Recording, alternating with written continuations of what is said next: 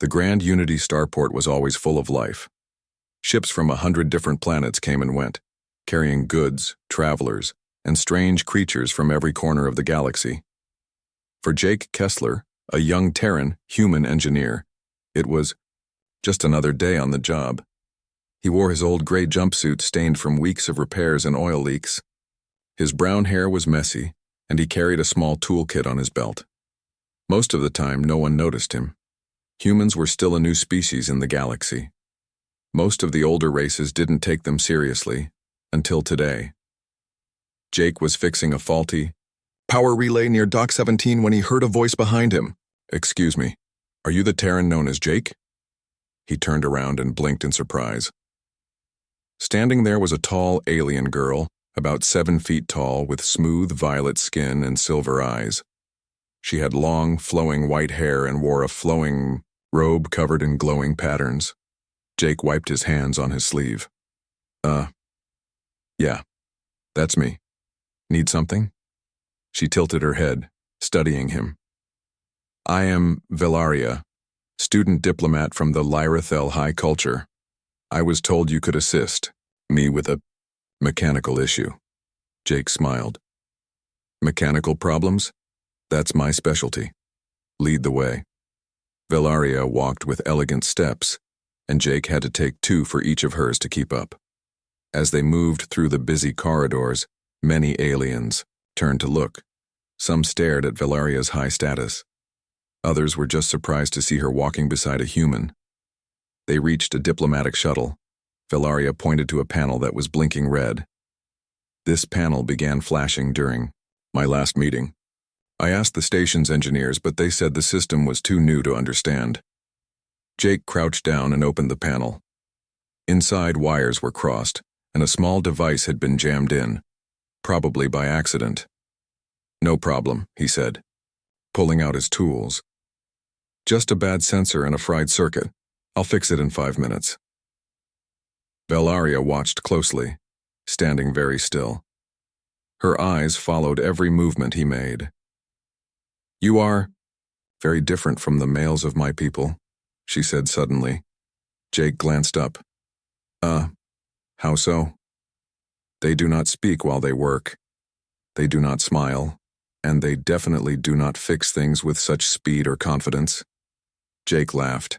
"Well, I guess we humans are a bit rough around the edges, but we get things done." Velaria nodded slowly. "I see now why the report said human males are unpredictable. You are not what I expected." After a few minutes, the panel lights turned green again. Jake stood and stretched. "All done. Should work fine now." Velaria looked genuinely impressed. "You are skilled and you did not ask for payment. Why?" Jake shrugged. "Helping people's just the right thing to do." She blinked. "That is rare among diplomats." "Well, I'm not a diplomat. I'm just a guy who fixes things." Velaria stared at him for a long second. "Then perhaps you are more valuable than a diplomat." Jake rubbed the back of his neck, a little embarrassed. "You're really formal, huh?" She nodded. "It is the way of my people. But I'm learning to adapt." Suddenly, a small alien creature zipped past them, knocking over a nearby crate. Jake instinctively reached out and caught the falling container before it hit the ground. Velaria's eyes widened. Quick reflexes, too. Jake laughed again. Just another day at the port. As they walked back toward the main corridor, more eyes followed them. Rumors began to whisper between alien species. The Lyrathel girl was walking with a human, and she looked pleased. Velaria spoke softly. "You know, human males are considered mysterious among the younger races, but I do not think it is mystery. I think it is something else." Jake raised an eyebrow. "Something good, I hope?" She smiled faintly. "I will. Let you know after more observation," Jake chuckled. "Great. I'm part of a science project now." As she walked away, Velaria paused and turned back. "Thank you, Jake Kessler. Today was unexpected." He gave her a small salute. "Anytime, Velaria." And with that, the first spark of a strange and wonderful connection lit up in the heart of the galaxy, between one curious alien girl and one very human man. After the events near Dock 17, the Grand Unity starport was no longer the same for Jake Kessler. At first he thought it was just a normal repair job. He had helped an alien girl with her shuttle, nothing special. But this was no ordinary alien. Velaria was a Lyrathel, a species known for being calm, logical, and distant. They rarely talked to younger races like humans. Yet Velaria had walked beside Jake, spoken kindly, and even smiled at him. And someone had seen it. In fact, many had seen it. By the next morning, the whispers had started. "Did you see the Lyrathel girl with that human male?" She called him by name. "That never happens." He fixed her shuttle and she looked impressed. The gossip spread faster than a hyperspace signal. From one end of the starport to the other, alien crew members, merchants, and diplomats were talking about the human male who caught the attention of a Lyrathel. Jake had no idea. He was drinking lukewarm coffee in the small human quarter when his friend Leah, a Martian-born translator, burst in. "Jake, you're famous." He looked up, confused. "What?" "I just woke up."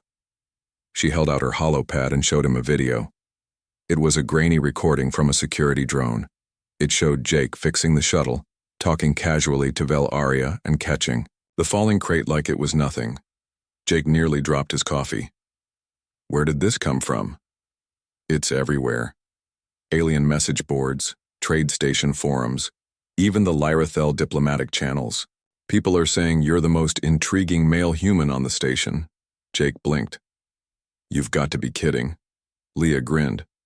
"Not even close. Look." She scrolled down to show hundreds of comments from aliens all across the galaxy. "This normal human behavior?" He smiles while working. "How curious. I must observe more human males. For science." Jake groaned and buried his face in his hands. "This is a nightmare." "No," Leah said, laughing. "This is the best thing that's happened to humans since the first contact treaty. They think you're charming." Jake didn't feel charming. He just felt confused. But out in the starport, things were changing. Fast alien girls from many species began watching the human males more closely. A tall insectoid researcher from planet Chris approached a human botanist and asked about Earth's music. A pair of armored lizard females from the warlike Drakari clan asked a human security guard to show them how he walks so confidently. Even the station's AI, known as Nova, joined in. One day, as Jake passed through the main corridor, Nova's voice echoed through the speakers, now displaying Terran male confidence protocols, updated weekly. Jake stopped walking. Seriously? A small floating robot assistant flew beside him. "Greetings, Jake Kessler. You are now categorized as a Tier 1 observation subject." "I didn't sign up for that. Your behavior is considered highly educational to many species," the robot said cheerfully. Meanwhile, Velaria was in her chambers watching the chaos unfold on her screen. She hadn't expected this much attention. She had simply been curious.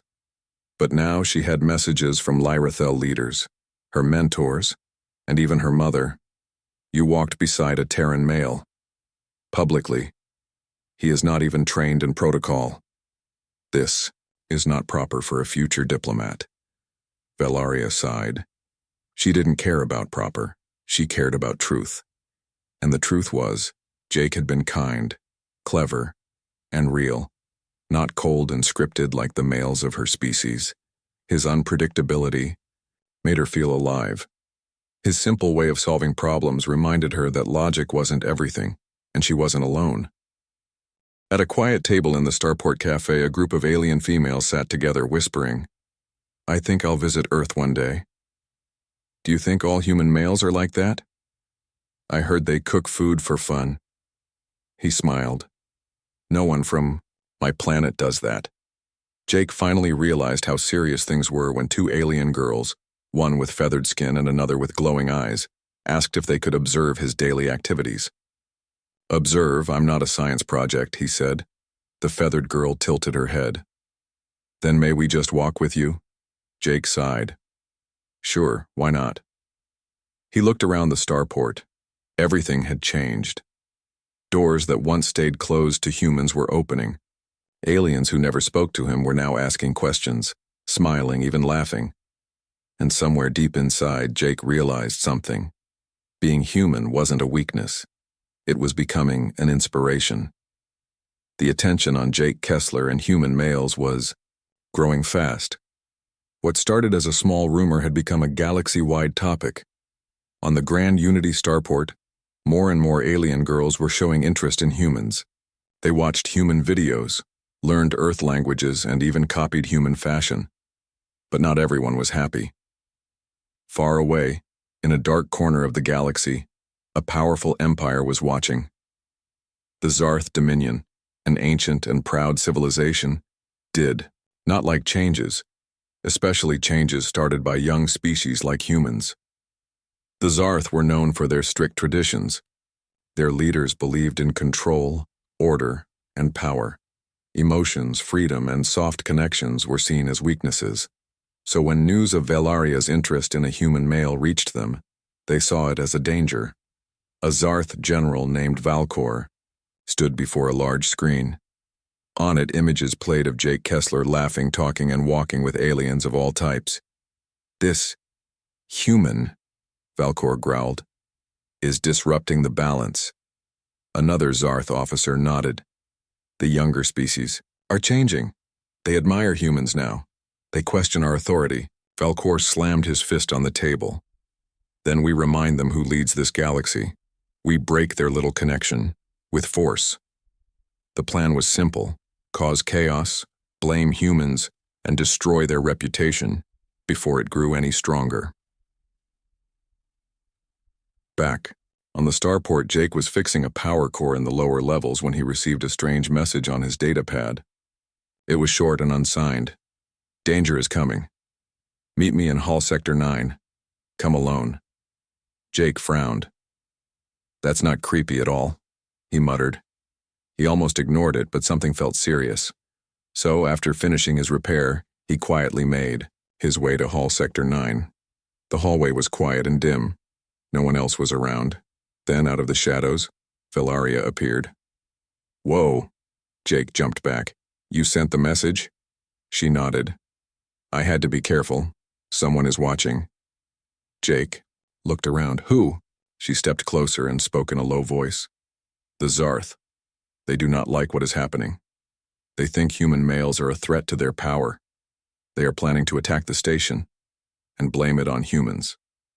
Jake blinked. "Wait. What? That's insane." "I know," Velaria said, "but I found the proof." She held out a small crystal chip. "This contains a copy of a secret transmission. It shows the Zarth planning to sabotage the trade systems here. They want to cause a station-wide blackout, then say it was a human error." Jake took the chip. "Why are you telling me this?" Velaria looked straight into his eyes. "Because I trust you, and I believe your people are worth protecting." For a moment, Jake didn't know what to say. He had always thought of himself as a simple engineer. Now he was holding secret information that could stop a galactic disaster. He finally said, "Okay, what do we do?" That night, in a quiet corner of the station, Jake and Velaria met with a few trusted allies. There was Leah, the Martian translator, Torin, a lizard-like warrior from the planet Veskar, and Bix, a small, four-armed smuggler who knew every back tunnel of the starport. They formed a small group. Their mission: find the Zarth agents, stop the sabotage, and expose the truth. Leah pulled up a map of the station. "If they want to black out the power grid, they'll target the energy conduits here and here." Jake nodded. "Then we split up. We stop them before they even get the chance." Velaria looked at them all. "Be careful. The Zarth will not show mercy." Torin grinned. "Let them try." While the rest of the station went about its day, the team moved in secret. Jake crawled through a tight maintenance tunnel with his tools and the chip Velaria gave him.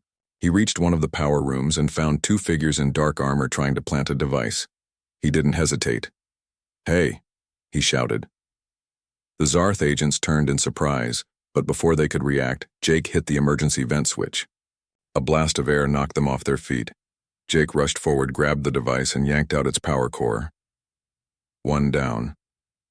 Elsewhere, Velaria and Torin worked together to stop another team.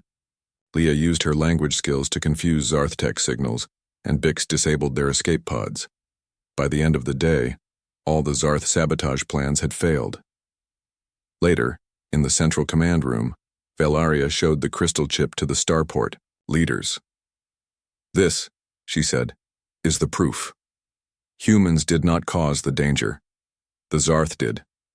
The leaders watched the message. Gasps filled the room.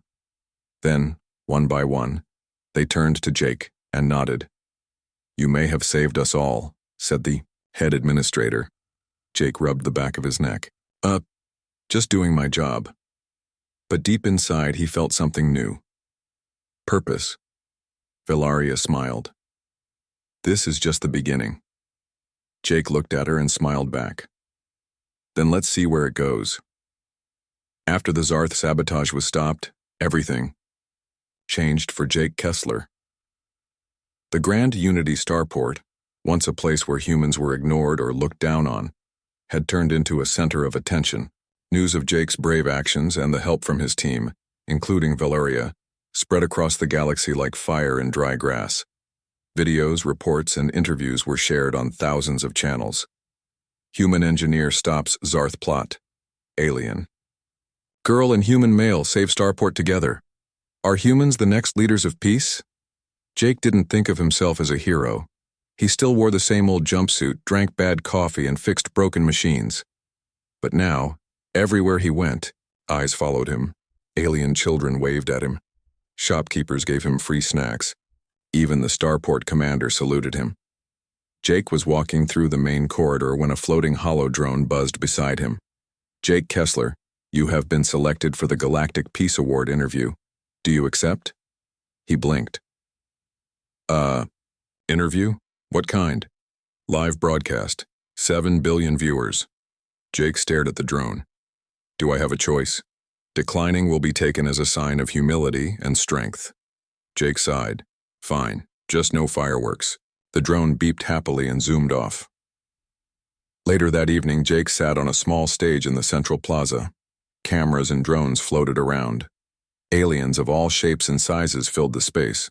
Some wore colorful robes, others had glowing eyes, or scales. Everyone wanted to see the human who made a difference. Sitting beside Jake was Velaria, calm and graceful in her silver robes. Her white hair shimmered under the lights. She had stood by Jake from the beginning, and now she was his strongest supporter. A kind-looking host floated in a hover chair in front of them. "Good evening, Galaxy. Today we meet two unlikely heroes, Jake Kessler, human engineer, and Velaria, of the Lyrethel culture. Tell us, Jake, how did it feel to stop a Zarth attack?" Jake scratched his head. "Honestly, I was just trying to stop a power outage." The crowd laughed gently. "And what about the connection between humans and aliens?" the host asked. "Many are calling this a new era of understanding," Velaria answered. "I believe it is the start of something better. Our galaxy has focused too long on control. Humans show us the value of emotion, courage, and kindness." Jake smiled. "And snacks. Don't forget snacks." More laughter. After the event, Jake and Velaria walked alone through the quiet gardens behind the plaza.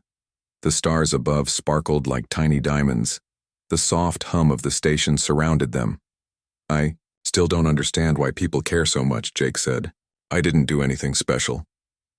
"You were honest," Velaria said. "You did not pretend to be more than you are. That is rare." Jake looked at her. "You've changed too, you know. When we first met, you spoke like a robot." She laughed softly. "And now? Now you laugh. And that's a big deal." They walked in silence for a moment. "Do you think the Zarth will try again?" Jake asked. Valeria's smile faded. "They will. They do not like change, and they fear what we represent." Jake nodded. "Then we'll be ready."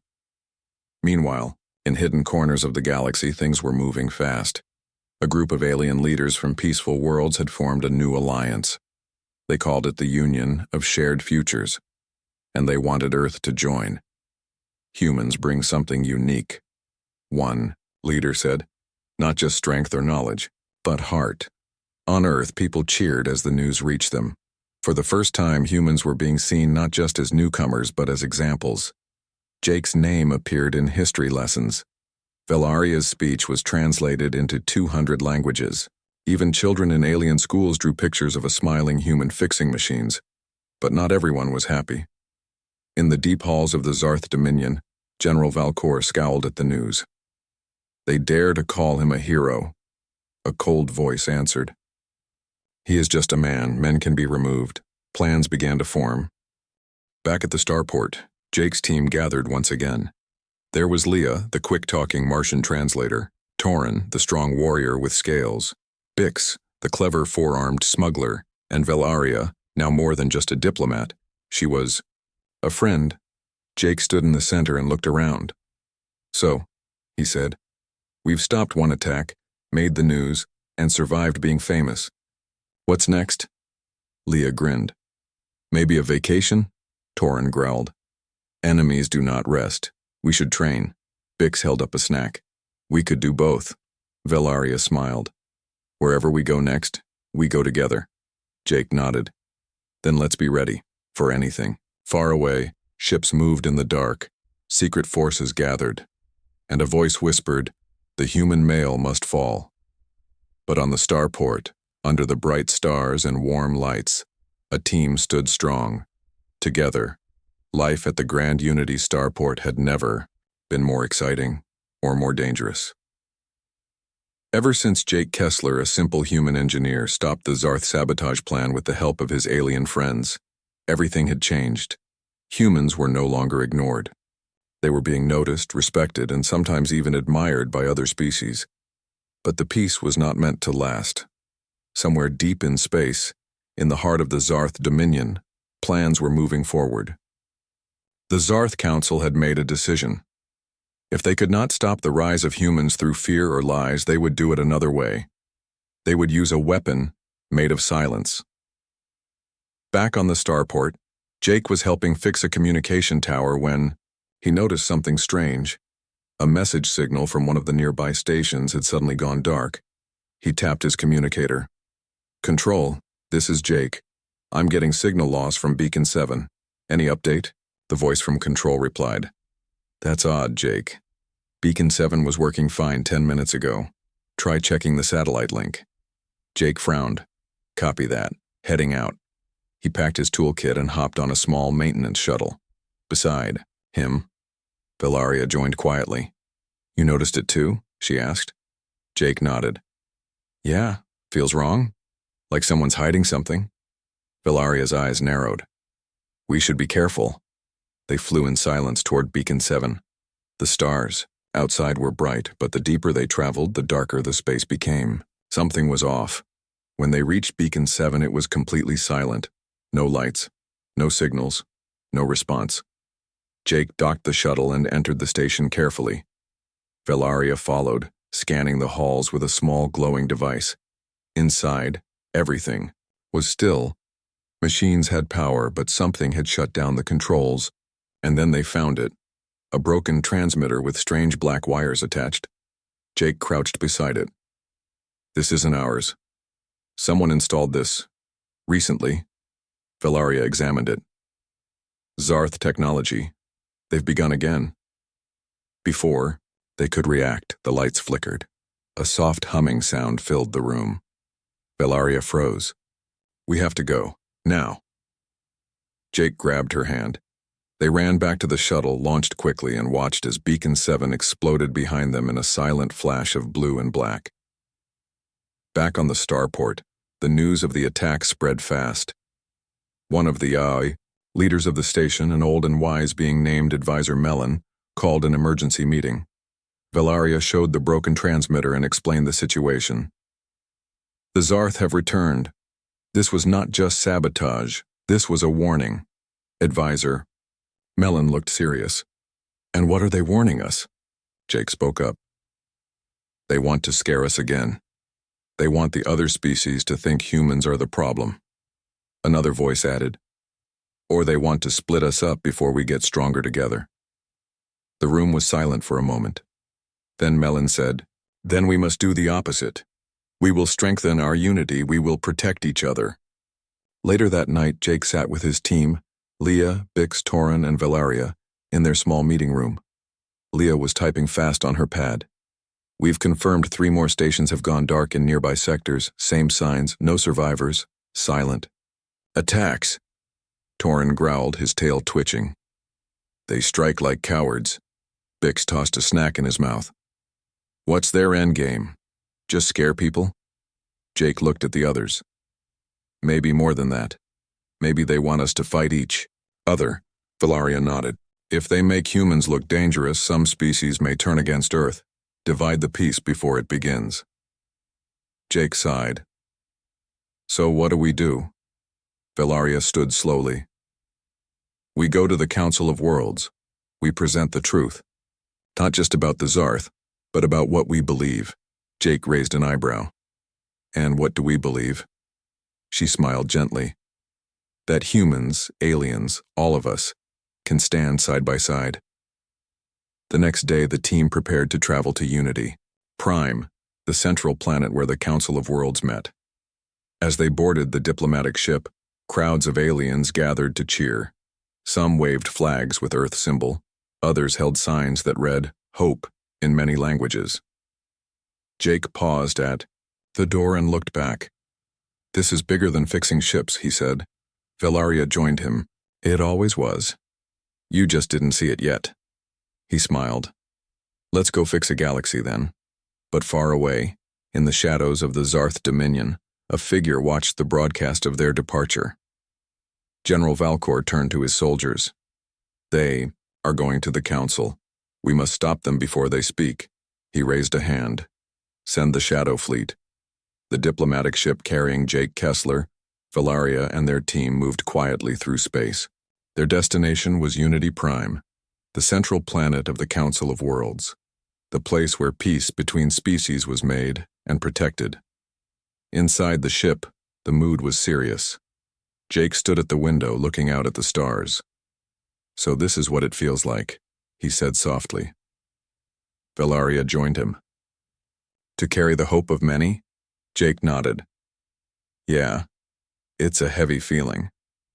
But you are not carrying it alone, she said. Behind them, Torin, Leah, and Bix were checking the ship's systems.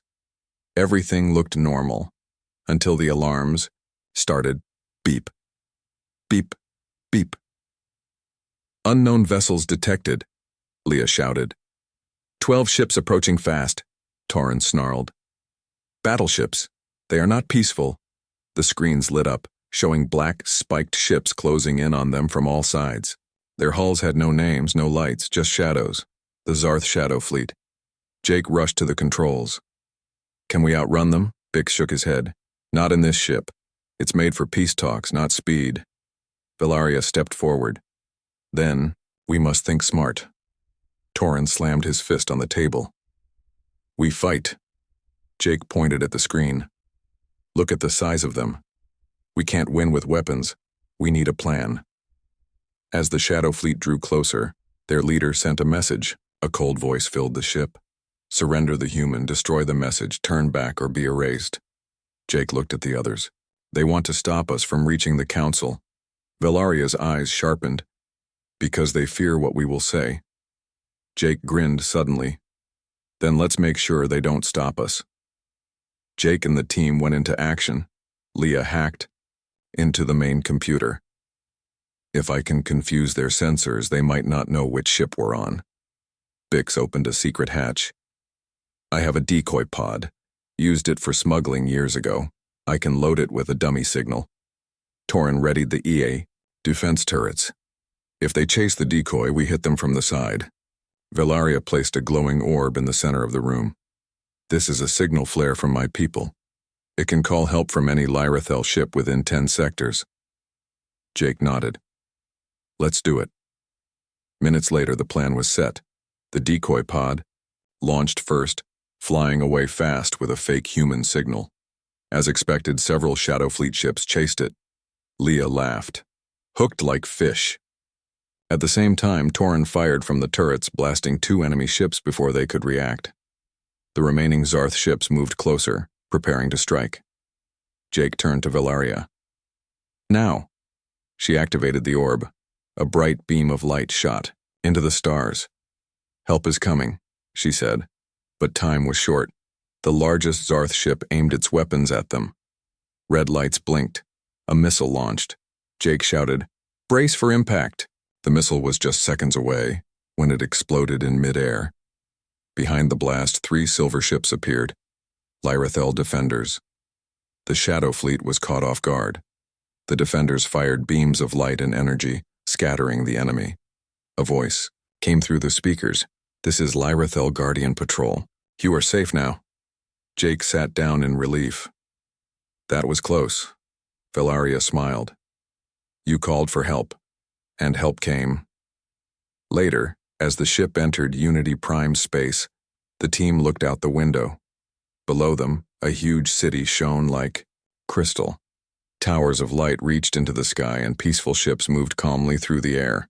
The Council of Worlds waited. Jake turned to the others. "We made it." Leah nodded. "Now we tell the truth." Torin added, "And let the galaxy choose its future." Bix grinned. "With snacks, I hope." In the council hall, thousands of beings from different worlds gathered in silence. Velaria stepped forward, wearing her formal robes. Jake stood beside her in his simple uniform. She spoke first. "The Zarth Dominion tried to silence truth. They used fear and lies. But we are still here, because truth is stronger." Jake took a deep breath and spoke clearly. "I'm just a human engineer. I didn't come to fight. I came to fix things. But I saw something wrong. And I chose to act. That's all. If that makes me special, then maybe we all are." The room was silent. Then someone began to clap, then more, then everyone. The council stood together. "Let it be known," the speaker said, "that humans have proven their value. Earth is welcomed into the Council of Worlds, and unity will grow stronger." Far away, General Valcor watched the council speech on his dark screen. His hands clenched. "They win this time," he growled.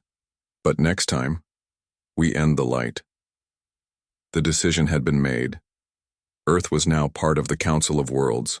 All across the galaxy, people, alien and human, celebrated.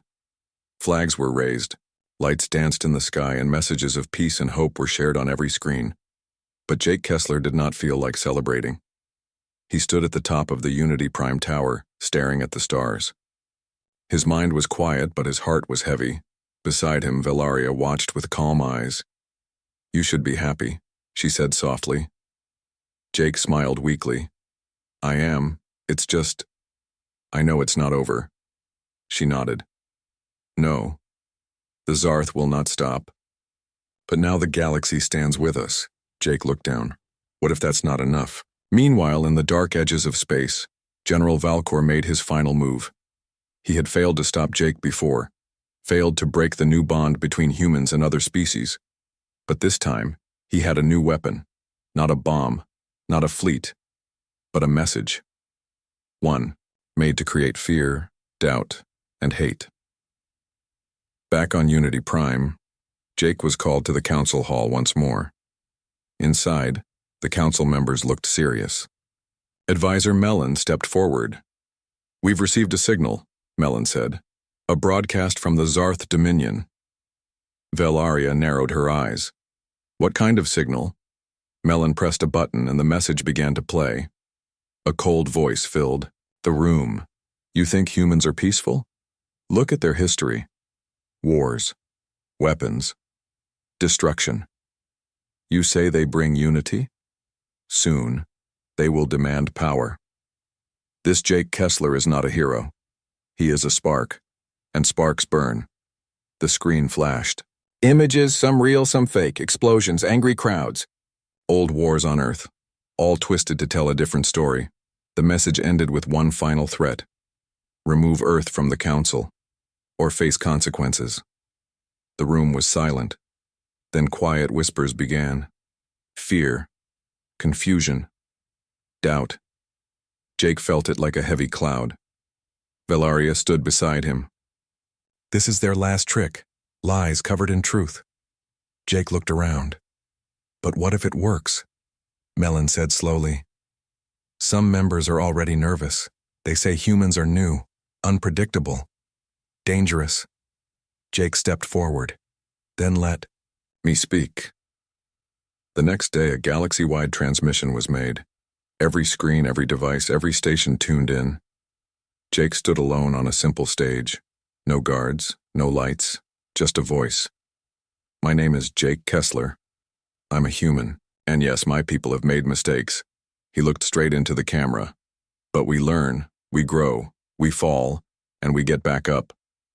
That's who we are. He held up a small object, his broken old toolkit. This fixed engines, doors, power, grids. Now it's fixing something bigger. Jake took a breath. The Zarth want you to be afraid of humans, because they're afraid of what we're becoming, not warriors, not rulers, partners. He looked into the stars. We're not perfect, but we're real. And we're ready to stand with the galaxy, not above it. He stepped back and waited. At first nothing happened, but then messages began to pour in from every world, every species. We stand with Earth. Humans are one of us. Truth beats fear. A wave of support spread like light in the dark. The council voted again. This time the result was louder than ever. Unity with Earth. Unbreakable. Days later, Jake sat in the garden outside Unity. Tower, finally able to breathe. Velaria joined him with 2 cups of warm tea. You saved everything, she said. Jake smiled.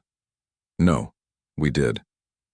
Leah, Torin, and Bix walked over too, each of them holding gifts from grateful worlds. Torin grunted. No more battles today? Jake laughed. Not today. Bix held up a small device. But tomorrow? Who knows? They all laughed. Jake looked up at the sky, thinking of Earth, of how far he had come, and how far humanity still had to go. But they were no longer alone. Far away in the Zarth Dominion, General Valcor watched the support messages flood in. His face was calm, but his eyes burned. We lost this time, he said. His second-in-command looked at him. What now? Valcor turned away. We wait. And we learn. But next time, we'll speak their language. He pointed to the human speech playing on a screen.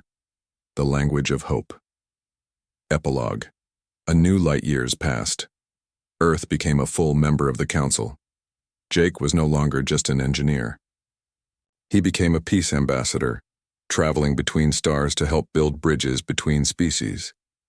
Velaria became a leader of her people, always speaking of unity and trust. And everywhere they went, people told their story, the story of a human and an alien who refused to be enemies. A story that began with one small friendship and changed the stars forever.